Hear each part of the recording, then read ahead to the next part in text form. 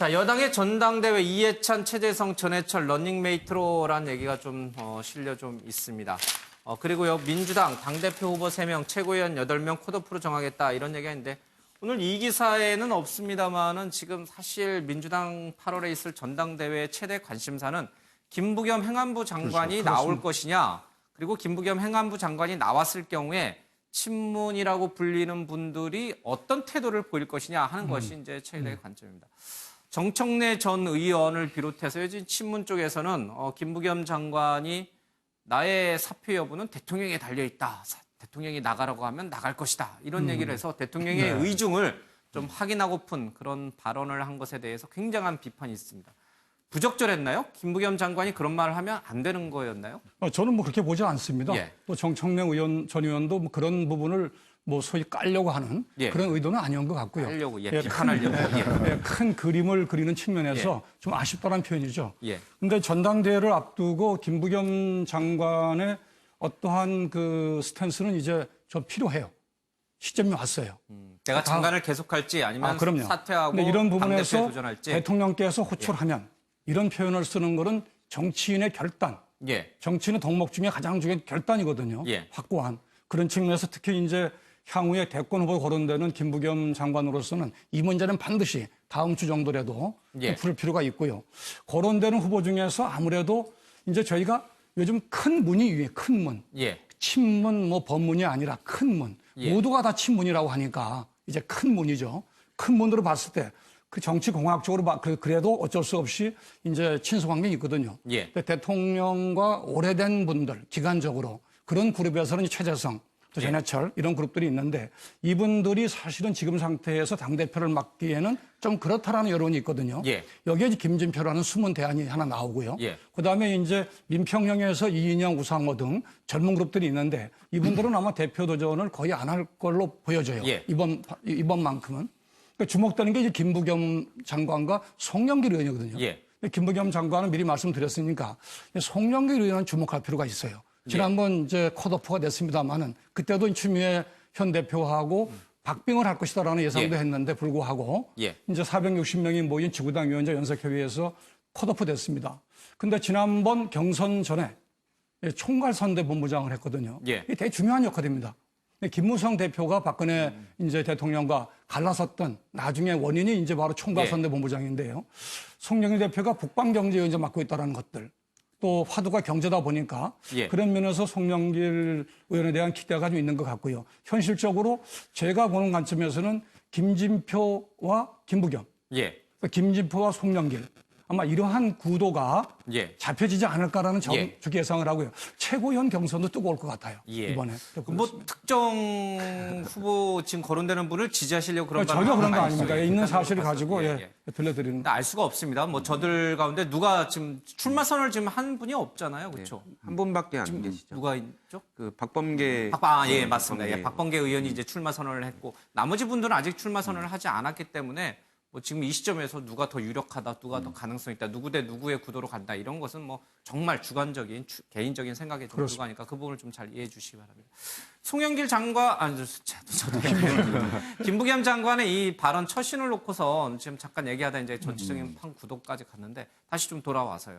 송영길 장관, 김부겸 장관이 행안부 장관이니까요. 지금 대통령이 내가 당대표로 나가기 위해서 내가 그냥 사표를 쓰고 대통령님 나 나가겠습니다라고 사표를 던지는 게 맞는 것인지 제가 이 시점에서 만약에 당대표를 나가서 당과 국가에 헌신하는 게 더 나은 것인지 아니면 지금 장관님 옆에서 대통령 옆에서 대통령을 보좌하면서 행안부 장관으로서 왜 행안부 장관직도 굉장히 크거든요. 특히 국가 위기관리나 여러 가지 재난 재해 시스템에서는 이런 시점에서 제가 그냥 좀 더 대통령 옆에서 보좌하는 것이 옳은 것인지 그 판단을 하기가 쉽지는 않을 거예요. 그걸 대통령에게 물어본다.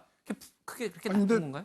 만약에 이제 당대표 나가고 싶으시면은 대통령하고 독대를 하셔야 돼요. 왜냐하면 이거는 이제 만약에 거기서 대통령이 나가시오 그러면 나를 차기 대권 주자로 인정해 주는 거예요? 그렇죠. 아니, 인정해 주는 게 아니라 대권 주자가 아니라 당 대표로서 대통령이 미는 듯한 이미지가 지금 연출이 되잖아요. 그러니까 그게 그렇게 해석을 해야 되는 것이 맞는 것이냐는 분명히 저쪽 캠프 쪽에서는 그거를 그런 식으로 해석을 해서 얘기를 할 거고 거기다 아니면은 좀 더 같이 일하자 그러면은 이제 일하시는 거고 예. 일단은 신임을 물어볼 수 있는 변곡점이 생기기 때문에 저거는 한번 쓸 수 있는 카드라고 생각을 하는데요. 예.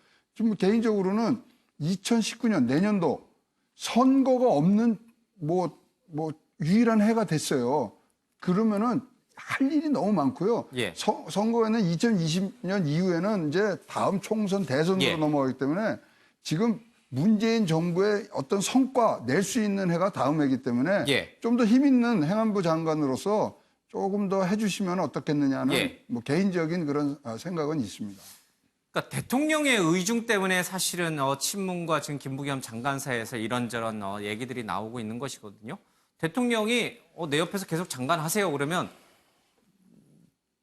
어떤 의미가 있는 것이고 이제 진짜 나가셔서 이제 본인의 길을 가세요라고 하면 또 어떤 의미가 있는 거예요? 문 대통령이 그런 의중이 어느 쪽으로 이렇게 실리느냐 그렇게 해석이 근데 가능한 이제 건가요? 문재인 대통령께서는 뭐 예. 국민들도 보셔서 아시겠지만 예. 뭐 겉과 속이 다르시지 않은 분입니다. 그래서 그러니까 뭐 예를 들면 미워하시는 거 아니에요? 그러니까 너무 정치적으로 뭐 이렇게 해석을 한다거나 예. 그러신 게 좀 서투르신 분이거든요. 예. 그렇기 때문에 아마 김부겸 장관이 그런 의중이 있다고 하더라도 뭐 선택을 강요하거나 내 옆에 있으시오 이렇게 지시하실 분은 아니라고. 나가라 있어라 이런 말 할 그렇죠. 분이 아니다. 왜냐면 예. 전적으로 김부겸 장관도 장관이시기 전에 정치인 아닙니까? 어쨌든 본인의 선택을 존중한다는 입장으로 문재인 예. 대통령은 그 얘기를 할 거고요. 근데 남아있는 거는 이제 김부겸 장관의 선택인데 어쨌든 본인이 모시고 문재인 정부의 성공을 위해서 어느 자리가 적절한지에 대해서는 본인이 판단하실 건데요. 대통령께서 뭐 나가라, 있어라 이렇게 지시는 예. 하지 않으실 그 스타일이라는 걸 제가 말씀드립니다. 뭐 이해찬, 전해철 또 뭐 송영길 지금 이제 여러 거론되고 있는 분들에 비해서 상대적으로 덜 친문인 김부겸 장관 입장에서 보면 당대표 나가서 공천권 행사하고 대선으로 가는 좋은 발판을 만드는 것이 자신의 정치적인 상황을 봤을 때 훨씬 낫겠죠. 그런데 문제는 있어요. 당대표를 한 사람이 공천권을 쥐고 있는 이 당대표가 유력한 차기 대선 후보다 그러면 다른 대선 후보들의 입장에서 보면 너무 불공평한 경쟁이 시작이 되는 거니까요. 뭐 그런 점들도 여러 변수가 좀 가만히 돼야겠죠. 그렇습니다. 예. 그래서 아마 여러 가지 또 견제도 또 이렇게 심하게 나올 것 같은데요. 저는 개인적으로 김부겸 우리 행안부 장관께서 어쨌든 대통령과 함께 1년여 기간 동안 검경 수사권 조정이라든지 여러 가지 굵직한 현안에 대해서 어느 정도는 소기의 성과가 나와 있는 상태이기 때문에 이번에는 본인은 심각하게 본인의 정치적 진로를 고민하지 않을까라는 생각이 듭니다. 특히나 이번 당대표가 2년 후에 총선 공천권을 받는 것은 물론이고 사실은 이제 더 그 먼 미래를 보면은 대통령의 퇴임 이후까지도 생각해야 되는 것까지 생각을 해본다면 사실은 간단하게 그냥 단순하게 뭐 친문이 누가 대표가 된다 이 차원이 아니라 지금은 어느 사람이 당 대표가 되더라도 다 친문, 아까 대문, 큰문 이야기를 하셨는데요. 문재인 대통령의 정권 성공과 관련돼서 역할을 하실 분들이시기 때문에 그 부분에 대해서 재론의 여지가 없을 것 같고요. 다만 본인의 정치적 진로 그리고 다음번 대통령 이제 임기 중반에서 후반기로 넘어갈 때의 또 대통령 임기 이후의 문제와 관련돼서 어떤 고민이 대통령에게 있는지 그 고민의 철학을 행안부 장관으로 있는 김부겸 우리 장관께서 하고 있는지 그 교감 정도에 따라서 이번에 출마 여부가 결정이 될 거라고 생각합니다. 알겠습니다. 어쨌든 여당은 좀 행복한 고민인 것 같아요. 서로 당대표 하겠다는 사람도 많고요. 행복한 고민에 빠져 있는 것 같은데 상대적으로 지금 야권은 아직도 제자리를 찾아가지 못하고 있습니다. 자유한국당, 바른미래당이 바로 그런데 보수의 가치부터 정립을 해야 된다. 친박을 없애는 것부터 보수의 가치부터 정립해야 된다라는 김병준 전 교육부총리의 얘기입니다. 노무현 정부에서 교육부총리를 지냈고요. 친노 인사로 분류됐던 분인데 어느 순간부터 보수의 아이콘처럼 보수의 책사처럼 약간 변해가시는 것 같다는 느낌이 좀 드는데 어쨌든 그런 맥락에서 보수의 몰락의 원인을 좀 짚었습니다. 한쪽 날개가 완전히 꺾여버리면 나머지 한쪽도 혁신을 안 하게 된다. 자유한국당의 문제는 당신이 뭘 바꾸겠는가, 냉소가 강하다, 아직 멀었다, 더 고생하고 더 무너져야 한다. 외부에서 수혈하는 문제는요, 버리기 힘들고 자르기 힘들 때는 새로운 깃발을 세워서 녹여내야 한다. 문재인 정부에 대해서는 말로는 자율, 지방분권 얘기하면서 실제로는 권력으로 사회 바꾸려 한다는 얘기를 하고 있습니다. 더 이상 친노 내지는 친문으로 분류하면 안 될 것 같긴 한데 어쨌든 이런 얘기를 좀 하셨고요. 윤여준 전 환경부 장관 헬조선 물려줘서 젊은 세대에 정말 미안하다 이런 얘기를 좀 하긴 했습니다. 안철수 전 대표에 대해서 여전히 얘기를 좀 하고 있는데 안 전 대표와 청춘 콘서트를 할 때에도 그에게 정치는 하지 말라고 말했었죠. 안 전 대표도 정치는 안 한다고 하더라고요. 그런데 갑자기 서울시장 선거에 나가면 어떻게 하느냐고 했고 주위에서 만류했지만 뜻이 강했다. 어쩔 수 없이 도와주려고 했지만 이번에는 또 갑자기 가족들이 거세게 반대해서 안 되겠다. 뭐 그전에 많이 나왔던 얘기를 또 하긴 했습니다. 어쨌든 안 전 대표에 대해서는 권력을 향한 욕망은 많은데 실현할 능력은 없는 거죠. 새 정치의 신기로만 피었을 뿐 실체를 못 만들었다. 그런 의미에서 정치를 접는 게 좋겠다는 생각이에요. 이런 제 조언을 했습니다. 우리 사회의 원로급에 있는 분들의 얘기입니다. 뭐 곱씹어봐야 될 대목들이 분명히 좀 있는 것 같아요. 이재진 교수님, 네. 김병준 전 부총리의 조언, 뭐 그렇게 새롭지는 않아요. 그동안 이제 선거 패배 이후에 많은 분들이 얘기했던 그 맥락의 연장선상에 있기 때문에 그렇게 새롭지는 않긴 합니다만은 당최 자유한국당에 계신 분들이 이런 네. 쓴소리를 들으려고 하질 않는 것 같아요. 현재는 들으려고 하지 않는 게 아니라 상황적으로 예. 들을 수 있는 환경은 아직 안 될 것 같습니다. 왜요? 특히, 기가 없어요?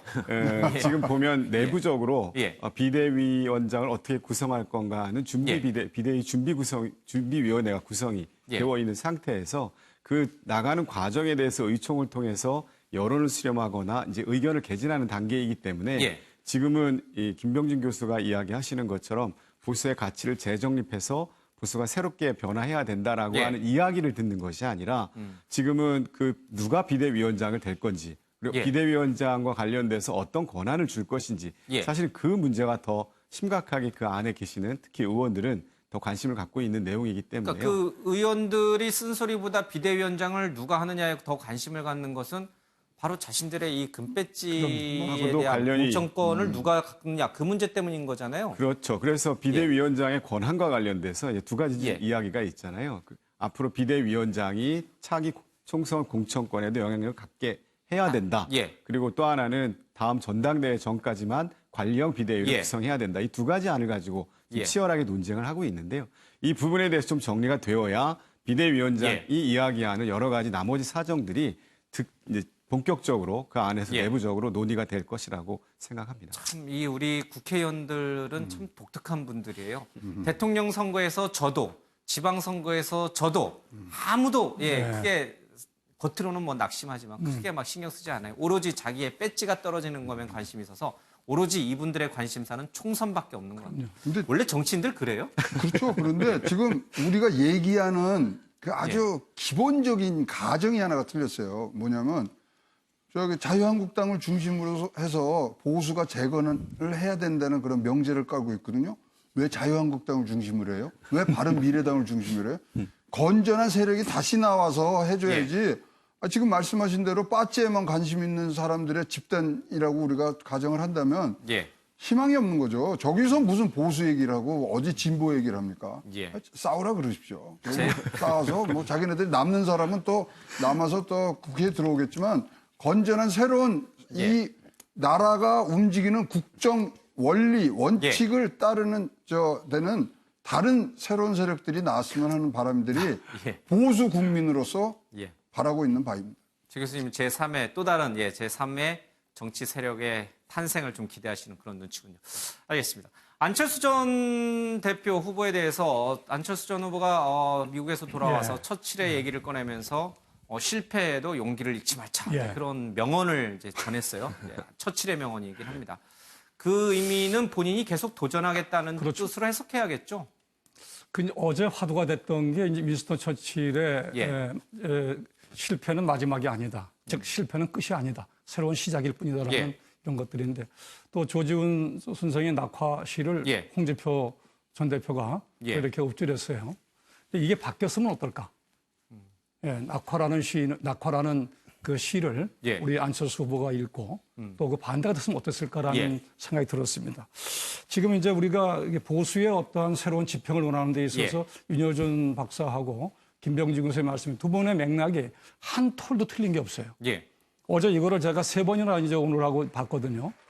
보수의 방향은 현재 문재인 대통령이 70%대의 지지를 유지하는 이유는 결과적으로 진짜 보수, 예. 중도 보수, 합류 보수가 없기 때문에 예. 계속 그 중도에 계신 분들이 더불어민주당 쪽으로 옮겨오고 있거든요. 예. 이런 부분에 대한 현재 한국당만 감지를 못하고 있어요. 예. 이러니까 계속해서 김성태 의원의 원내대표에 대한 질타만 하고 있고 새로운 대안을 찾기 위한 노력은 안 하고 있는 것이죠. 예. 그 새로운 보수의 어떤 결집을 도모하기 위해서는 소위 자기를 낮추는 족탈불급, 예. 또 자기를 드러내는 up찬마속 이런 것들이 절대 필요한 시기입니다. 예. 안철수 전 후보의 정치적 그 재개 가능성, 여기 지금 뭐 그쪽 에서 나오신 분이 없어서 제가 여쭤보기엔 좀 곤란합니다. 뭐 또 부정적인 평가로 나오실 것 같아서 그건 좀 아닌 것 같고 더불어서요. 지금 김병준 전 총리가 지금 이런 식의 얘기들을 많이 하시고 또 자유한국당에 가서 이제 강의도 많이 하시는데 주두진 변호사님, 네. 노무현 정부 때 교육부 총리를 지내신 분이거든요. 네. 지금은 문재인 정부에 대해서 여러 이제 비판적인 쓴소리도 하고 보수에게는 뭐 도움이 될 수 있는 여러 가지 얘기들을 좀 해주시고 계시는데 성향이 좀 바뀌셨어요? 근데 이제 그거를 성향의 차원에서 접근할 건 아니고요. 김병준 총리도 이제 지난 노무현 정부 때 뭐 고위직을 지내셨고 부총리까지 하시지 않았습니까? 그러니까 대한민국을 위해서 의견을 낸다고 그 정도로 보는 게 더 좋을 것 같고 또 왜냐하면 아까 말씀드렸다시피 진보에 관련된 가치도 필요하지만 보수에 대한 가치도 반드시 필요하거든요. 왜냐하면 진보가 뭐 항상 오를 때도 있지만 아닐 때도 있을 수도 있기 때문에 그런 걸 견제하기 위해서는 건강한 보수가 태어나야 된다. 뭐 그런 역할을 하실 수 있다면 얼마든지 그게 좋은 역할일 수 있다고 보여지고요. 본인이 건강한 보수가 탄생하는 데 기여하는 역할을 하겠다. 그렇죠. 왜냐하면 이제 대한민국의 올바른 방향으로 가기 위한 가치를 정립하는 데 있어서는 진보 보수가 따로 없거든요. 왜냐하면 옳은 거를 지키고 만드는 데 있어서는 진보 보수가 따로 없습니다. 근데 그런 차원에서 보수를 도와서 대한민국을 이해한다면 그런 결정은 충분히 존중할 만한 것이라고 생각합니다. 예. 알겠습니다. 정의당의 지지율이 9%, 뭐 다른 여론조사에서는 10%로도 나왔는데요. 이 여론조사, 갤럽 여론조사만 놓고 보면은 자유한국당과 정의당이 1%포인트 차이 나요. 물론 다른 여론조사에서는 뭐 한 18%대 10%, 한 8%포인트 차이 납니다만은 이 갤럽에서는 이제 1%포인트 차가 나와 있는데 자책골 한국당, 왼쪽에 윙을 비운 민주당, 정의당, 이유 있는 약진이다라는 얘기를 좀 하고 있습니다. 그러니까요, 선거에서 후보는 더불어민주당을 뽑되 정당은 자유당을 지지하는 선거가 이번 지방선거에서 두드러졌다는 거죠. 이재진 교수님. 네. 정의당의 약진은 어떻게 보세요?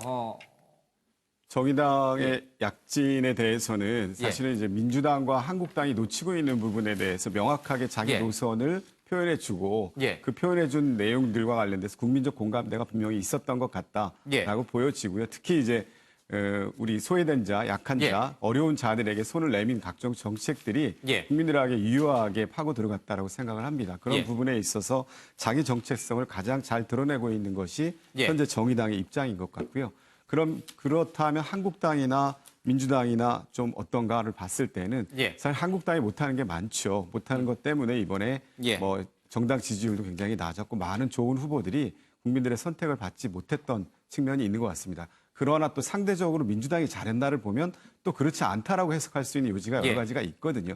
결국 기존의 정당, 한국당과 민주당 역시 이번 여론조사 결과를 토대로 해서 다시 한번 또 현실을 냉정하게 인식하고 자기 그 개혁을 위해서 꾸준히 노력해야 되는 것이 필요하지 않을까 생각합니다. 지금의 보수 정당들이 제대로 역할을 하지 못할 경우 그리고 더불어민주당이 강력한 진보적 성향을 드러내지 못할 경우에 그 틈새는 계속해서 정의당 쪽으로 갈 수밖에 없다는 것이겠죠.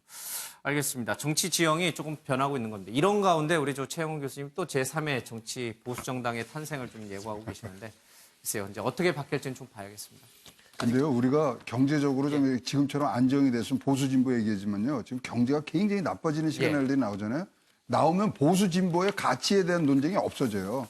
그래서 그런 부분들도 지금은 굉장히 우리가 이 앞날을 대비하는 부분들이 좀 같이 좀 했으면 좋겠는데 지금 좀 걱정이 많습니다. 자, 한진그룹 조양호 회장이 검찰 조사를 좀 받았죠. 상속세법 위반 혐의와 관련해서. 자, 어떻게 일가 전체가 포토라인에서는 그런 일이 발생할 수 있는지 좀 기가 막힐 따름입니다. 조양호 룰이 만들어진다라고 하는데 기존에는 항공관련법으로 금고 이상형을 받은 사람에 한해서 등기임원에 3년간 취임할 수 없도록 했지만 이를 훨씬 더 강화해서 아예 대표이사가 될 수 없도록 하고 그 기간도 5년으로 늘린다는 것이다. 그러니까 기존 항공법 외에 형법 등으로 금고 이상했을 경우에는 대표와 등기임원을 물러나라 이런 뜻이 되는 거죠. 경영권을 박탈하겠다는 뜻이 되는 거죠. 예. 뭐 그런 부분이죠. 예. 분명히 이제 그 재벌에 대한 어떤 그 우리 집행권을 가진 우리 예. 정부의 입장은 확고한 거죠. 그러니까 이런 부분을 용납하지 않겠다는 것이고 예. 이제 한 가지 아쉬운 거는 어제 이제 구강모 LG 회장이 예. 이제 들었었고 예. 또 그걸 보는 국민들의 시선하고 이 한진 일가를 보는 시선하고 극명하다는 것이거든요. 얼마 전 넥슨 그 김정주 회장 같은 경우는 뭐 1,000억을 재산을 출연하는 이러한 것도 있었습니다만은 한진 뭐 조 회장께서 이번에 구속을 면할지 여부는 모르겠습니다만은 이런 부분을 피하더라도 한진은 근본적으로 환골탈퇴하지는 안 된다. 이것은 명심해야 될 것 같습니다.